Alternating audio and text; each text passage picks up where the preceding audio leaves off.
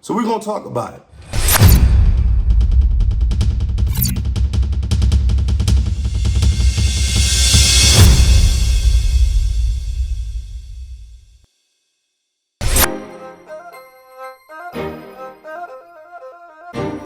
Yo, what's up, everybody? This is Sam B right here with the Tune Up Show, and I'm back, baby. Now, I got a question. I'm gonna jump right into this because, we live in a society right now where there's a certain generation on the rise right now called Gen Z. These guys and girls, and however way that they refer themselves to, we're just gonna leave it at that. They pretend, well, not pretend, but they come off as they're the most enlightened, they're the most in tune, they're the most caring, the most everything, and that's fine. We're gonna take a look at what is Gen Z, how do they describe themselves? It's from the San Diego Tribune, so let's take a look at the video. What is Generation Z?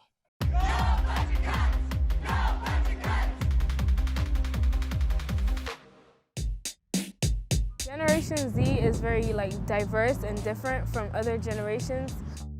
Gen Z is the kids of today. We're passionate about social justice and we leverage our identities to create a world that's better for everyone. Generation Z was born 1997 or after. Its members are in their teens and early 20s, and they're the most racially and ethnically diverse American generation yet. They're also on track to be the most educated generation. And to give you a sense of their place in time, most of the people in Gen Z have never known life without a smartphone. Gen Z is really the identification for people who grow up purely in this new era of communication and technology. Gen Z is the activist generation.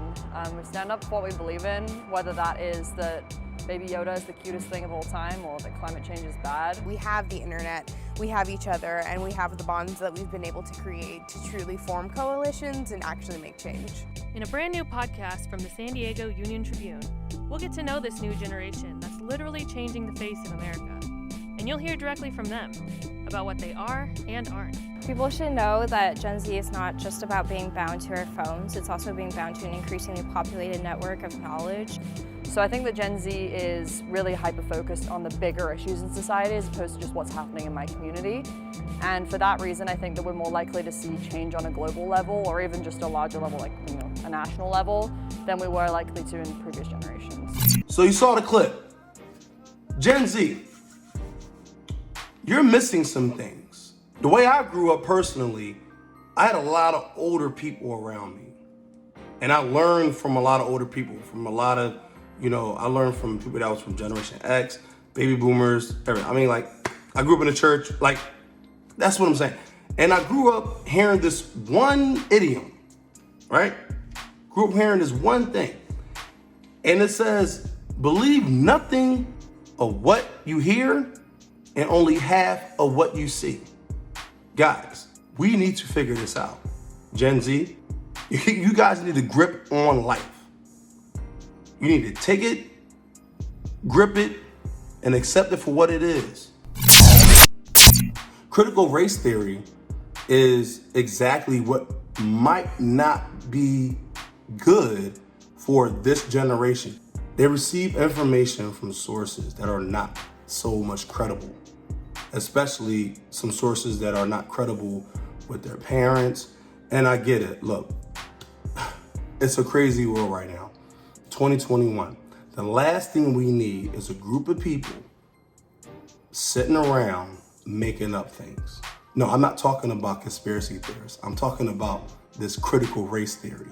That's what that is. A bunch of people sitting around, not necessarily making things up, but trying to make correlations with events and or people or races that may not even be there. That's a problem. That could be a problem. And I see why it's not just white people that have a problem with critical race theory. There's some black people, once they understand what critical race theory is, okay, then yes, that could very well be an issue. Okay, especially with what's going on today, where people are able to make up certain definitions and add to definitions and add meaning to words. That could very well be a problem, but we're gonna talk about what is critical race theory. What is critical race theory? An outgrowth of the European Marxist school of critical theory. Critical race theory is an academic movement which seeks to link racism, race, and power. Unlike the civil rights movement, which sought to work within the structures of American democracy, critical race theorists challenge the very foundations of the liberal order, such as rationalism, constitutional law, and legal reasoning. Critical race theorists argue that American social life, political structures, and economic systems are founded upon race, which, in their view, is a social construct. System racism, in the eyes of critical race theorists, stems from the dominance of race in American life. Critical race theorists and anti-racist advocates argue that because race is a predominant part of American life, racism itself has become internalized into the American conscience. It is because of this, they argue, that there have been significantly different legal and economic outcomes between different racial groups. That's all I'm gonna say on that one. That's the problem with critical race theory right there. Now, obviously, it's wrapped in a little truth. Because yes, race is not only a political structure, it's not only a way of social life, but race is also a corporate designation, okay? Race, anybody that's ever filled out an application, you saw how, when you had to go fill out an application, are you black, Hispanic, white, other, Asian, Asian Pacific, or what, whatever. That's what it was. So being black is not a race. Being white is not a race, okay? Black and white are not races. They're just not. It doesn't make, how can your race be a color? Just saying, it doesn't make any sense. And you owe it to yourself to stop calling you black. A lot of black people showed up to Black Lives Matter thinking they were doing themselves a good thing. No, you were doing yourself a disservice by calling yourself black. Okay, Morgan Freeman said it himself. If you want racism to disappear, just stop talking about it. Oh, you don't think that works? Okay, well, ask anybody that's under, 15 years old. Ask any 10-year-old. Ask any 10-year-old. What happened on 9/11? What is 9/11? Guarantee you couldn't tell you. You know why I couldn't tell you? Because no one talks about it. That's how I know if we stop talking about racism, that's how I know racism will just go away. Wouldn't nobody worry about it. And in fact, racism probably will go away if people spent more time being a better version of themselves than adding to the imperfection that this world is already suffering from. But I digress. Let's get back to Gen Z. Do you identify as black? No, it's a serious question because you might not identify. Can you please put the mic? Thank you. Okay. When I walked into the room, I am not done with my question. Young lady. I'm just asking you to listen to me. And I'm about to answer your first question. But I didn't finish my question. Okay. Yeah, I'm black. Less than 9% of the people in this room are black, and we're all not here for you. Do you think there are racial inequalities in America? And how do you feel about Trump increasing both economic inequality and discrimination for people of color and LGBTQ people? What about violence against marginalized people in the United States? Can you talk about that? Well, the subject was about, national security and foreign policy. But I will tell you that I think in the minority community and the black community, I think they're pretty happy that unemployment isn't at an all-time low in the United States of America for Hispanic and black communities, and that's the truth. As a matter of fact, overall unemployment is an all-time low. So if you want to break the pay gap or racial inequality gap, the most important thing is my parents taught me, who were black, born and raised down south, was about equality of opportunity and not equality of outcomes. And that's how it's done. Exactly. Most people just want the opportunity. Gen Z, it seems like you're more interested, and some millennials, I had to throw some millennials into that, but most people today, especially under 40, 30, 35, 40 years old, unless they're complete degenerates, I don't know. I don't necessarily even talk to people that's over like 50, 55 and still praising Obama as their personal black deity or something. Like I don't even get into a lot of that stuff. And I'm actually going to do an Obama video too, because I'm starting to hear a lot of things about him. But like I said, I digress. When it comes to Gen Z, you are more worried about the outcome than actually really making a real step forward to providing and contributing to a good or a better outcome. You have to be more worried about an equality of opportunity, like Lieutenant Allen West said. And the fact that, you know, that this girl, whatever, I don't even know how old she is, but the fact that she's even stepped to this man that gave, you know, his life in the Army, fought for her in the Army, and the fact that she just totally blew that out, like just don't even care about that. That's the most disrespectful thing to anybody. I mean, like, forget the fact that he's a lieutenant. This is a grown man with a wife and kids. And she's talking to him as if they're on the schoolyard and she ready to fight. Gen Z, you have people that's older than me will like to say, you lack emotional intelligence. And to survive in this world, you need to know when to bite your tongue and when to say something, when to pick your battles. Because honestly, what I see, what the tune-up show, what Sam B sees, your children's children is gonna pay for it. Because you guys don't know how to control your mouth. That's why you look on the news, you look everywhere. This is way past political. This is a mental thing. And a lot of you Gen Z, you're too caught up in social media. You're too caught up in what someone else has to say about you. Look, just because you have an iPhone and a Citizens app, that doesn't make you a journalist. Worry about doing what's best for you. And that brings me to this, about Cameron Herron kid out of Florida. The story goes is that, and you can look into his case all you want, but from what I heard about it, I'm not gonna give this kid any more clout than he already has. So I'm just gonna get into it, and it's a little messed up. So apparently this kid was drag racing. It says what actually happened at the site of the accident. Mr. Cameron, on his way to a gym, participated in a contest with his other two friends on May 23rd in Bayshore Boulevard. He drove a Ford Mustang against the Nissan. At the same time, Tristan Cameron's brother was sitting in the passenger seat. Back then, his 17-year-old friend, Maranua, was driving his Nissan. Bayshore Boulevard, and you know what? And that's the thing too. A contest? No, he was illegally street racing.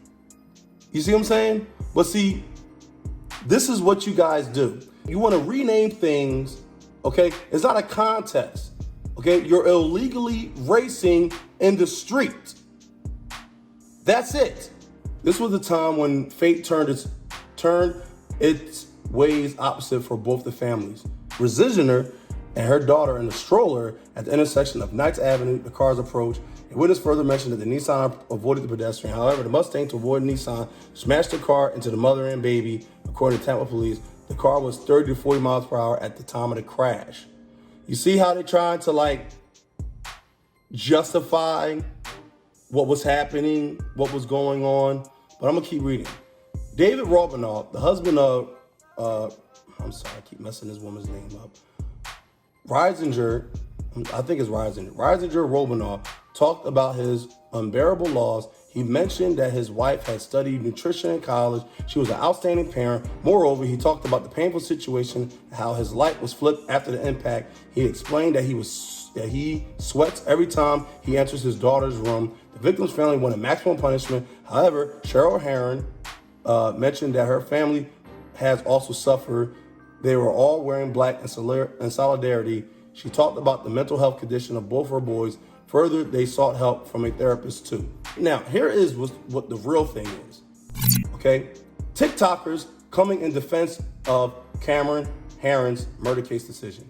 On Thursday, the court sentenced the murderer to jail with 24 years of imprisonment. Now, mind you, murder and illegal street racing. At the time this decision was announced, the recording of Cameron Herron started trending on TikTok. It was really strange how he grabbed the support of so many people just because of his looks. People are drooling over the curly brown hair and blue eyes all over TikTok, Facebook, and Instagram. The accident was divided the world. 50% of people consider that it was an accident, not a murder. However, the rest of the 50% consider it murder. They want people to think about the father, husband who lost a family, so people want the court to punish Cameron but reduce his imprisonment period. Moreover, people think that he is just young, 21 years old. He has a right to live freely. It was a mistake, so he shouldn't be bearing this loss for the rest of his life. On the contrary, some are saying that life of David Robinall has also become miserable. He has also lost his family at a very young age too. You see this kid? See a picture of this kid? Parents, and I just did a mental health video, okay? If you know that your child has problems, why are you buying him a Ford Mustang? What? Why are you buying him a Ford Mustang if he's got issues, mental issues? And the fact that they're saying that he was in a contest? What are we doing here? Gen Z, you need to get a grip on life. You need to get a grip and hold on real tight. Because like I said, your kids, your children's children, if you decide to have any, they're the ones that's going to suffer. And I know it's all about progressiveness. It's all about this. It's all about love. It's all about this. Let me tell you something. Heard it before. It's called the 60s. All right? The 60s. Now, I wasn't born in the 60s, but my mom and dad, they lived through the 60s. They saw what happened. They saw how this came about. So Gen Z, you got a whole lot to think about. That's why I named the title like I did. Clueless or soulless?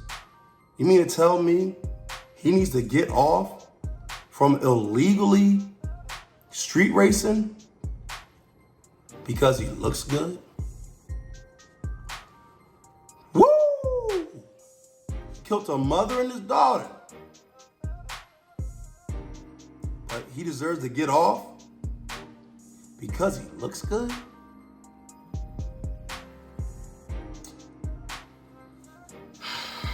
Slippery slope, Gen Z. And some of you millennials too. I'm gonna tell you something. I grew up watching the rise of social media. I grew up watching MTV, BET, and mind you, they were all little cute little, monsters. Little baby monsters. All on MySpace, I'm dead. Yeah, that's cool. But now look where we at.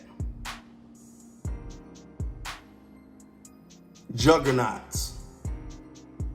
Facebook, Instagram. Now we're at the point where we're showing practically porn on these sites.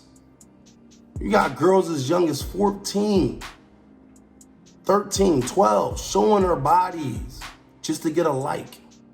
I talked about a lot here. So I don't know. I don't really care if it's 15, 20 minutes. I don't really care what it is. But it has to be talked about. Because see, Gen Z, you want to say that, oh, we're the best, we're the best. Look, it's going to be another generation after you. It's another generation before you. It is what it is. The best thing you guys can do is listen. Listen to the people that's been there before you, especially 10 years before you or 15, 20 years before you. Let me tell you something. This whole thing about the phone and technology and the interconnection that you guys are doing. Look, that's not knowledge. It's not knowledge. Damn sure ain't wisdom. Nobody has taught you guys how to properly assess what's going on. The majority of Generation Z are children of Generation X. And Generation X are children of the baby boomers, okay?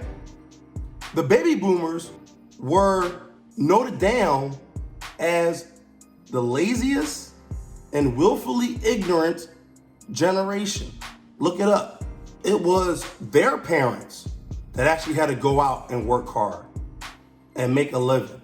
And history is just repeating itself. That's all it is.